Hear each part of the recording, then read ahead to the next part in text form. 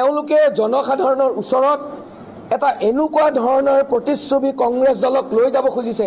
কিয় জানে? কংগ্ৰেছ দলটো এটা বৃহৎ শক্তি এওঁলোকে জানে আৰু মনে প্ৰাণে কংগ্ৰেছ দলক এওঁলোকে ভয় কৰে।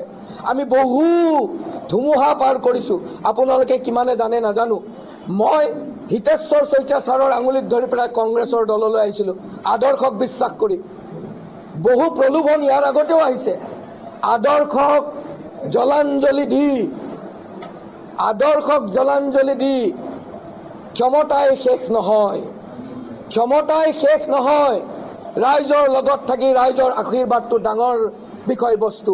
আৰু যিসকল ব্যক্তি দিনটো আদৰ্শৰ কথা কয়, ইমান দিনে এটা আদৰ্শৰ কথা কয়, সেই আদৰ্শটোৰ বিৰুদ্ধে যিটো আদৰ্শক বেয়া বুলি কয়, ৰাতিটোৰ ভিতৰতে ব্যক্তি স্বাৰ্থ পূৰণৰ কাৰণে দেশমাতৃক গাদ্দাৰী কৰিব পাৰে, ৰাইজক গাদ্দাৰী কৰিব পাৰে, এইবিলাকৰ উত্তৰ ৰাইজে দিব।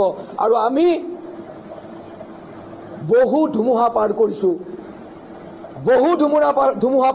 এসময়ত আমি যেতিয়া কংগ্ৰেছ ছাত্ৰ অৱস্থাত ৰাজনীতিলৈ আহিছিলোঁ, সেই সময়ত এই জাতীয়তাবাদৰ ভুৱা ধাৰা যেতিয়া বৈ আছিলে, তেতিয়া আমাক বহুতে টাৰ্গেট কৰিছিল।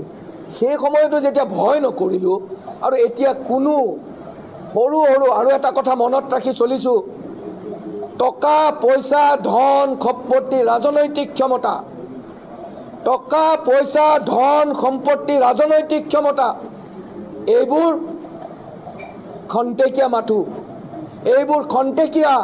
আমি যদি মই বৰ অহংকাৰ, মই আজি মন্ত্ৰী, মই বিধায়ক, মই কেবিনেট মিনিষ্টাৰ, মই শেষটো কিন্তু মৃত্যু। আমি সকলো মৃত্যুৰ মুখী। আমি এদিন ভগৱানৰ ওচৰলৈ যাব লাগিব আৰু এই মৃত্যুৰ যাত্ৰাত কোনোবাই 6 ইঞ্চি কবৰত যাব, কোনোবাই 6 ইঞ্চি চিতাত যাব। শেষৰ মুহূৰ্তত কিন্তু কি লৈ যাব? ৰাইজৰ আশীৰ্বাদ লৈ যাব, ৰাইজৰ মৰম লৈ যাব। এইটোক আমি বিশ্বাস কৰোঁ। ধন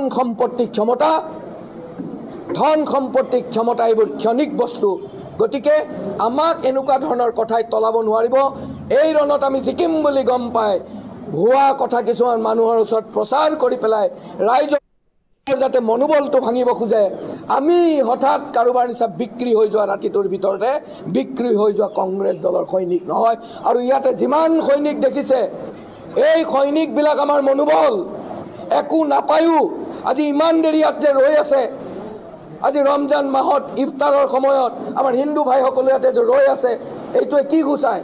এয়াই হ'ল শক্তি, এয়াই হ'ল অসমীয়াক ৰখোৱাৰ শক্তি। ইয়াৰ আগত এই প্ৰলোভন দি থকা, নিজক গাটো বচাবৰ কাৰণে ৰাতিটোৰ ভিতৰে ক্ষমতাৰ লালসাত আদৰ্শক জলাঞ্জলি দিয়া, মহাত্মা গান্ধীক ৰামক বিশ্বাস কৰাবিলাকে, আমাৰ শ্ৰীৰাম প্ৰভুক যিজনে বিশ্বাস কৰাবিলাকে ৰাতিটোৰ ভিতৰতে নাথুৰাম গডছেক বিশ্বাস কৰা, নাথুৰাম গডছেক পূজা কৰা ধৰণৰ ব্যক্তি আমি নহয়। আমি দায়িত্বশীল, আমি দায়বদ্ধ অসমীয়া জাতিটোৰ প্ৰতি। এই প্ৰশ্নৰ উত্তৰ আকৌ কৈছোঁ, ৰাইজ হ'ল গণতান্ত্ৰিক ব্যৱস্থাত ৰজা। ৰাইজে কৈছে এইবাৰ এই গণতান্ত্ৰিক প্ৰমূল্যবোধ ৰক্ষাৰ যুঁজত, অসমত কা আইন প্ৰতিৰোধ কৰাৰ যুঁজত কংগ্ৰেছ দলৰ শক্তিশালী প্ৰাৰ্থীৰ ওপৰত তোমাক প্ৰক্ষেপ কৰিছে। আমি অসমীয়া ৰাইজে, বৰপেটাৰ ৰাইজে আগবঢ়াই দিছোঁ, তোমাৰ সন্মুখত কোনো প্ৰত্যাহ্বান নাই। আমি তোমাক আশীৰ্বাদ কৰিছোঁ, আগুৱাই যোৱা, ৰাইজৰ কাম কৰা।